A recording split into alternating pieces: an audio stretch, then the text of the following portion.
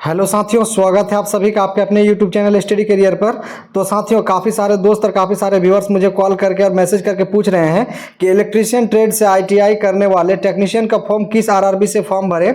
ये चीज़ जानकारी चाह रहे हैं कि मैंने इलेक्ट्रीशियन से ITI किया हुआ हूँ, तो टेक्नीशियन का फॉर्म किस RRB में फिलअप करूँ ताकि वो सेफ रहे। तो यहाँ पर अभी फॉर्म भरने का अंतिम 6 ही दिन बचे हुए हैं। इसका मैं एनालिसिस किया हूँ कि किस RRB में आपको फॉर्म भरना चाहिए। आपको इलेक्ट्रिकल ट्रेड वाले स्पेशल मैं आज बात करने जाऊँगा इलेक्ट्रिकल ट्रेड, जो काफ़ी सारे इलेक्ट्रिशियन हो, वायरमैन हो या फिर इलेक्ट्रॉनिक मैकेनिक हो, उस ट्रेड वाले के लिए एनालिसिस आज स्पेशल है। तो यहाँ पे अब आप सोचे नहीं, क्योंकि अब समय बहुत कम है। यहाँ पे RRB वाइज मैं डाटा लेकर आया हूँ और इस RRB में अगर इस तरह से अगर आप सोच के फॉर्म भरते हैं तो आपका एक सीट पक्की हो जाएगी इस तरह से मेरी एनालिसिस के अनुसार। तो आप वीडियो को पूरा देखिएगा और काफ़ी मैं मेहनत से डाटा को एकत्रित किया हूँ, आप एनालिसिस को देखिएगा और उसके बाद ही आप फॉर्म फिलअप कीजिएगा। तो चलिए स्टार्ट करते हैं। तो साथियों, मैं जो है स्पेशल आज बात जो करने जा रहा हूँ इलेक्ट्रिकल ट्रेड के लिए। तो यहाँ पे इलेक्ट्रिकल ट्रेड के लिए जो पोस्ट दिया गया इलेक्ट्रिकल, सबसे पहले मैं बात करता हूँ इलेक्ट्रिकल ट्रेड में कौन सा ट्रेड आता है, ITI का कौन सा ट्रेड आता है। जैसे इलेक्ट्रीशियन हो गए, वायरमैन हो गए, यहाँ पे मैकेनिकल ST, यहाँ पे LT जो केबल के लिए हाई टेंशन लोअर टेंशन का केबल होता है केबल जॉइंट के लिए, वो अगर ट्रेड से ITI किए वो भी चलेगा। इलेक्ट्रॉनिक मैकेनिक वाले हैं, मैकेनिक पावर इलेक्ट्रॉनिक है, ये सभी इलेक्ट्रिकल डिपार्टमेंट का ट्रेड है। तो चलिए यहाँ पे बात करेंगे इलेक्ट्रिकल ट्रेड के लिए टोटल पोस्ट कितने पोस्ट हैं। तो यहाँ पे सबसे पहले देखेंगे डीजल इलेक्ट्रिकल जो कैटेगरी नंबर 6 में आता है, वो इलेक्ट्रिशियन ट्रेड वाले के लिए, यानी इलेक्ट्रिकल का जो ये बात कर दिए इनके लिए ये पोस्ट है। यहाँ पे 8 नंबर इलेक्ट्रिकल जो है पोस्ट है। यहाँ पे इलेक्ट्रिकल TRS भी इलेक्ट्रिकल के लिए पोस्ट है। 10 नंबर EMU, ये भी इलेक्ट्रिकल यानी इलेक्ट्रिशियन ट्रेड से जो ITI किए उनके लिए स्पेशल पोस्ट है। उसके बाद यहाँ पे 13 रेफ्रिजरेशन एंड AC, R&AC, ये भी पोस्ट इनके इलेक्ट्रिशियन वालों के लिए है। SNT सिग्नल टेलीकम्युनिकेशन, ये भी यहाँ पे इलेक्ट्रिकल वाले एलिजिबल हैं।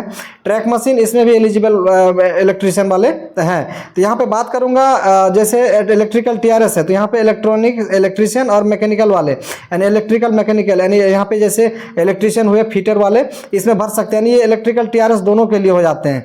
उसके बाद यहाँ पे EMU बात करेंगे तो इसमें भी इलेक्ट्रिकल और मैकेनिकल वाले दोनों जा सकते हैं।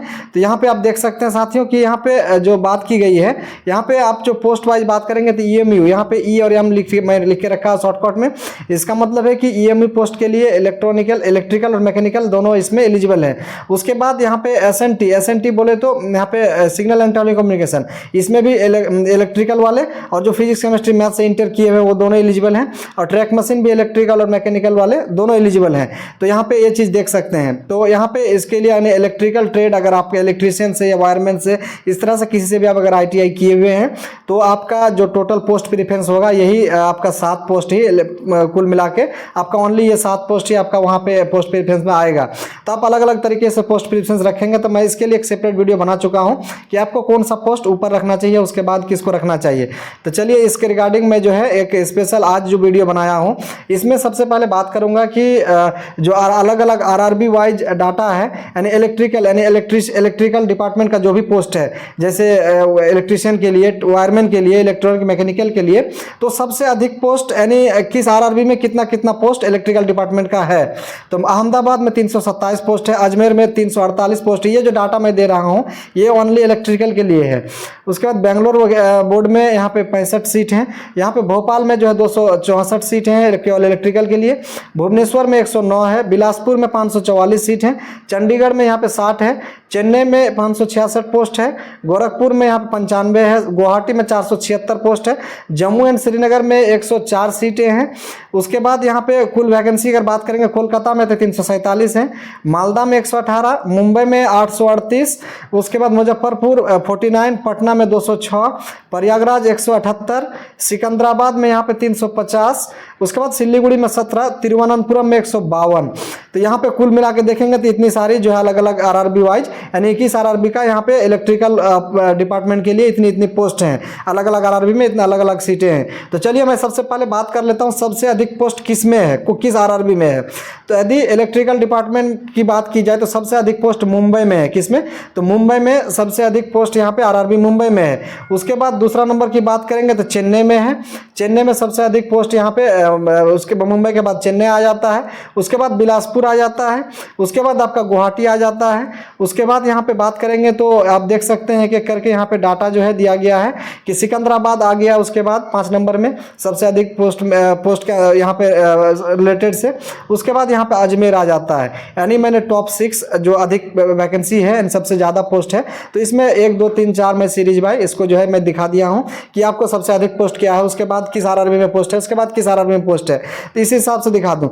लेकिन मेरे अनुसार, जो मेरे एनालिसिस के अनुसार आपको किस बोर्ड में भरना चाहिए, तो उसके लिए मैं बात करता हूँ। तो सबसे पहले आपको जो है अगर भरने की मेरी सलाह है, जो मैं एक टेक्नीशियन हूँ उसके नाते मैं आपको अगर सलाह दूँ, तो सबसे पहले मैं सलाह दूंगा कि आप मुंबई बोर्ड भरें। मुंबई बोर्ड आप सबसे पहले आप अपने माइंड में रखें कि मुंबई बोर्ड ही भरना है। उसके बाद आप यहाँ पे जो है, मैं ये चीज़ ज़्यादा सीट के हिसाब से नहीं बता रहा हूँ, एक जैसे सिलेक्शन होने का ज़्यादा उम्मीद रहता है, चांसेस रहते हैं, उस हिसाब से मैं बात कर रहा हूँ। तो आप मुंबई बोर्ड भरें, ये रेड जोन में नहीं आता, अच्छा जोन है, इसमें अधिक लोगों का, ज़्यादा से ज़्यादा लोगों का सिलेक्शन देता है, सिलेक्शन हो भी जाता है। यहाँ पे मुंबई भरें। उसके बाद मेरा, अगर मुंबई नहीं भरते हैं तो आप बिलासपुर जरूर भरें। बिलासपुर अगर आप नहीं भरते हैं तो आप गुवाहाटी भरें। गुवाहाटी भी अगर नहीं चाहते हैं तो उसके बाद आप जो है यहाँ पे एक सिकंदराबाद बोर्ड है, सिकंदराबाद बोर्ड चुने। उसके बाद यहाँ पे 4 नंबर में आप सिकंदराबाद को चुन सकते हैं। उसके बाद जो है आप यहाँ पे चेन्नई को रख सकते हैं, चेन्नई भी भर सकते हैं, इसलिए मैं चेन्नई को लास्ट में रखा। लोग सोचेंगे कि साउथ इंडिया में तो कम नंबर में सिलेक्शन हो जाता है, तो मैं इसलिए इसको लास्ट में रखा हूँ, कहा कि डिस्टेंस काफ़ी है। आप जॉब करेंगे अगर हो जाए, अगर तो यहाँ पे काफ़ी एक डिस्टेंस का मायने आपको सब दिन रखेगा। उसके बाद कोलकाता में आप भर सकते हैं। यहाँ पे आप, इसको मैं 6ठा नंबर पर रखा है कि प्रीफरेंस में। आप उसके बाद अगर आप ये सब नहीं भरते हैं तो आप 6ठा नंबर कोलकाता भी डाल सकते हैं। तो इस तरह से मैंने और अलग अलग यहाँ पे देखेंगे। एक यहाँ पे मैं जो रखा हूँ भोपाल में 264 सीट है, इसको भी आप डाल सकते हैं। और उसके अलावा यहाँ पे जो रांची बोर्ड है, रांची बोर्ड में आप डाल सकते हैं। तो यहाँ पे मेरे अकॉर्डिंग जो बात है, तो आप पहला आप सोचे दिमाग में कि जो मैं पहला नंबर मुंबई रखा है, इसको आप प्रेफरेंस में रखें। उसके बाद अगर नहीं होता है तो उसके बाद आप जो है यहाँ पे बिलासपुर डालें। उसके बाद यहाँ पर नहीं होता है तो गुवाहाटी डालें। उसके बाद यदि आप गुवाहाटी भी इच्छा ना हो तो यहाँ पे आप जो है सिकंदराबाद डाल सकते हैं। सिकंदराबाद नहीं हो तो चेन्नई डाल सकते हैं। चेन्नई भी नहीं अगर आपके मन में आता है तो कोलकाता डाल सकते हैं। इस तरह से जो है मेरे अकॉर्डिंग ये आरआरबी आप फॉर्म फिलअप करके जो है आप सिलेक्शन ले सकते हैं। यहाँ पे सिलेक्शन लेने की ज़्यादा उम्मीद रहती है। तो यहाँ पे अलग अलग आरआरबी वाइज मैंने सभी डाटा आपको एकत्रित करके दिया हूँ।